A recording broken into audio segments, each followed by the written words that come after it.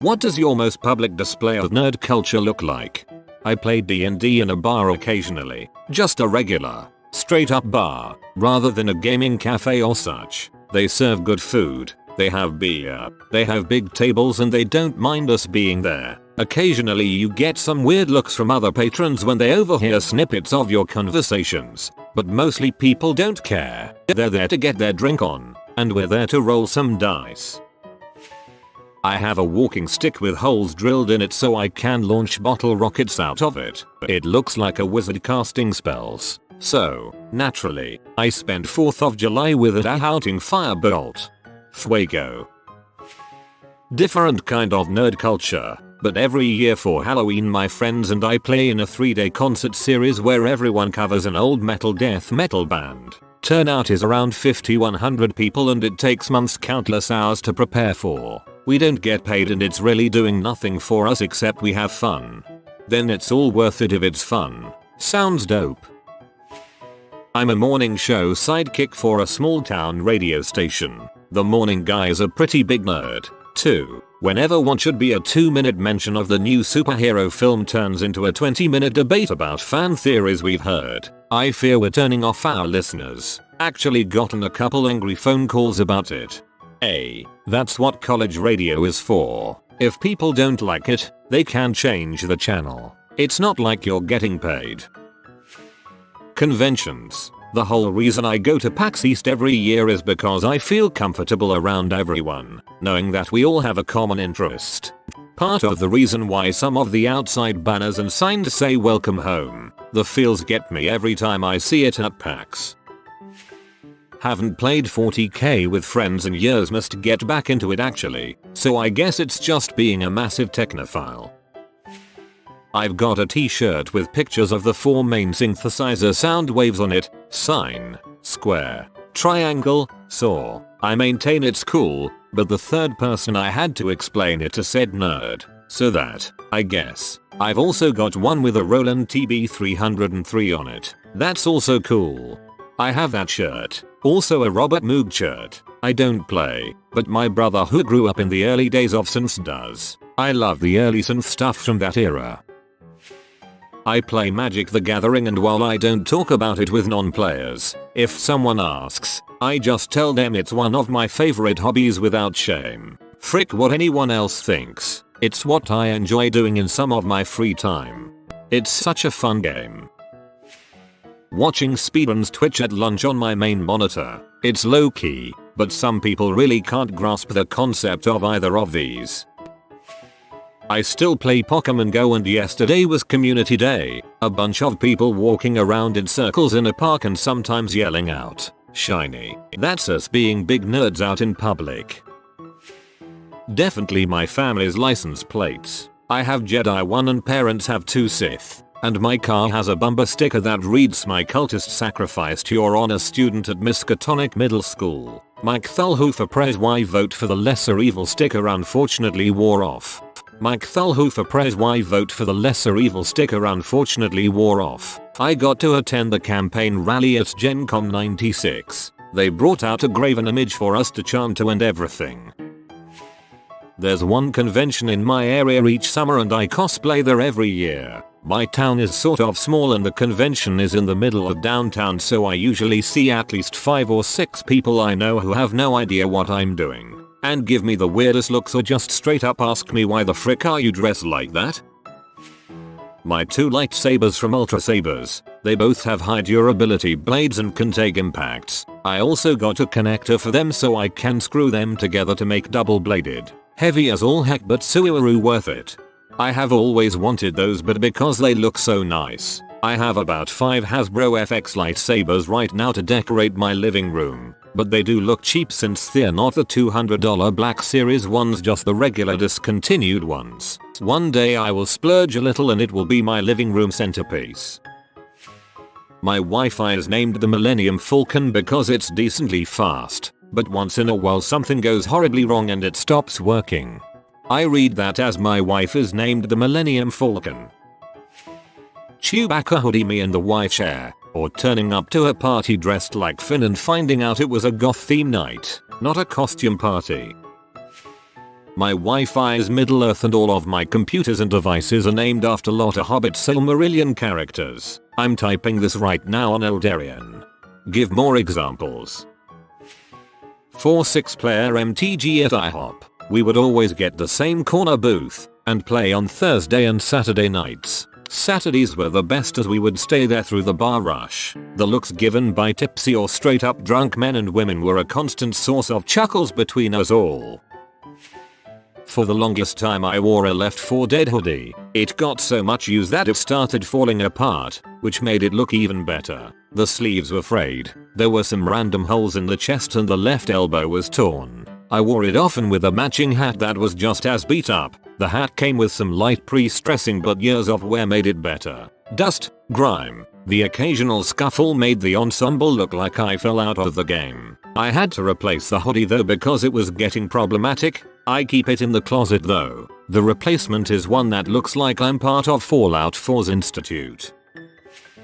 I'm not shy about being nerdy but I also don't like the idea of photos, so even at cons, I don't cosplay, but I usually have a Star Wars necklace on, and weather permitting, maybe a Doctor Who scarf or Wesley Crusher jacket. Not very public but very nerdy. When I bring a girl over and they see the huge posters of my favorite animes and I usually go into detail one stroke to the time, they really don't seem to mind. Reminds me of a funny story I read about David Tennant just after he'd secured the lead role on Doctor Who. He brought a date back to his place and she was marveling at all the Who swag on display. When she said it was great that the show sent him all sorts of memorabilia, he covered for the fact it was all stuff he'd collected on his own beforehand and agreed. I have a Steven Universe cotton candy garnet sticker on my cell phone case, and I have a couple of cosplays that I wear to conventions or on Halloween. Sometimes they get a WTF reaction from people. I'm planning an Edna Mode cosplay this year. No capes. Horde beanie, Horde shirt, Horde lounge pants, Horde hoodie, Horde wallet, working on Horde jeans and Converse, Locktaroga. We're talking about nerd culture, not being a total freaking pea destroyer. I once cosplayed as Captain Jack Sparrow so well that kids in the food court were asking for my autograph and my mom did not recognize me in a photo. I'm female. I'm still proud of that one. More weeb than nerd, but I keep one of those Japanese shrine charms on my phone and camera. I also shamelessly post con pictures on my Facebook, with or without cosplay. Weeb is a subgroup of nerd. My humongous Warhammer 40k arm is occupying several shelves in our living room would be my best guess. Also telling my co-workers about LARP, showing them pictures of the Fate and having a good chuckle about their confusion. My humongous Warhammer 40k arm is occupying several shelves in our living room would be my best guess. We've got a 1%er here. I always wear some sort of nerd shirt, either about video games, Portal, Half-Life, Zelda, or anime I love. If I don't have a job interview you won't see me in different clothes. Ditto. And for job interviews, and weddings and funerals, I have my shiny Transformers cufflinks. Most public is interesting to pick apart. Based on number of people who have seen it in person, it would have to be a Goku Gohan Shishi cosplay I did with my wife and son at Comic-Con. Some significant fraction of Comic-Con attendees for that year. Based on number of normal people who have seen it in person, it's probably my Sailor Moon latte mug I eat cereal out of at work. Hundreds of co-workers. Based on number of people who interact with it, it's my open source zombie apocalypse roguelike many thousands of players. If I bring my Nintendo Switch to the train and play it in there, is that considered to be nerd culture behavior? In that case, that's it for me. I don't think playing one of the most popular gaming systems how it was meant to be played is nerdy. Mr. Stark, I don't feel so good. I was the best man for my brother-in-law's wedding and we are both huge Tolkien fans. When the officiant asked me for the rings I quietly said, in my best Gandalf-esque voice, I only have one ring to rule them all. The utterly confused look on the officiant's face and the stifled giggles from my bill were priceless. I work construction, where a wedding band is a hazard, could lose a finger, so my wife and I got tattoos on our ring fingers. I got the Goron Ruby and she got the Kokiri Emerald. Dressed in full cosplay, that's provided I'm actually in public. I'm super socially anxious, so I try to avoid it as much as possible and get a lift to any conventions.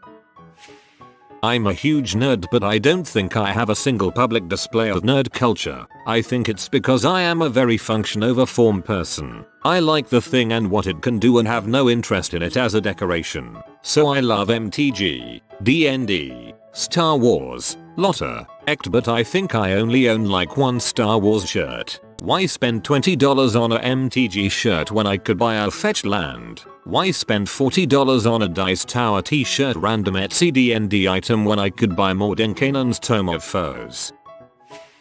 I guess really the only public display is my keychain has Luca, Vocaloid, single rubber keychain, Hannah, Girls und Panzer, the Ure symbol and Sorda symbols all single metal keychain, and a Luca Miko, and Kato's small version keychain. I lose Miko somewhere in the wild. The Sorda and Ure symbol have fallen off, but I still have them and not put them but on. I don't really think anyone notices. My only other thing would be I only post on social media when I go to a play, concert or musical. It's normally just the stage before the concert and the program. I have a handful of polyhedral dice I like to roll at work when I'm bored, and I have a bunch of Godzilla posters in my office. My phone wallpaper is always from some anime or video game that I love. If that is not enough, my room is full of posters and video games too. Riding the NYC subway in full cosplay, including face paint, every single year to New York Comic Con. It was even more awkward back when I lived on Long Island and had to do the same thing, but with 40 minutes of transport through suburbia before hitting the city. I went to Universal Studios Japan dressed as Rei Hino from Sailor Moon, from my Airbnb, through the trains, to the park, and back. Before we moved into our home, my husband and I used to play D&D in food courts, mainly because our friendly local gaming shop decided D&D players weren't contributing much to their bottom line and kicked us out. This isn't exactly public, but anyone who comes to my apartment for any reason must confront the walls and walls of Funko Pops. I'm at over 300 now and starting to have some serious regrets, especially about storage space. Still, having my Roverse set prominently displayed next to my TV and under a Flash poster makes me smile every time I look at it. I have a sticker in my car window from the anime Eden of the East. Mostly because I like the saying noblesse oblige. The concept of the privileged having the obligation to help the less privileged is something I support. I'm a semi-pro athlete, so I usually hang out with a bunch of meatheads and guys who try to go out drinking most nights a week. Rugby culture, a classic douchebag bros, and I fit the description as well. But I'll be damned if I don't get down on some StarCraft. Met some geeky guy at the bar rocking a Zergling shirt and we discussed TVZ for an hour. Also we agreed that Protoss is gay and OP. But then again, every race that isn't the one you play is gay and OP. My friends had no idea what we were talking about. If you are new to the channel, you can subscribe. I publish new videos every day. Until then, check another video.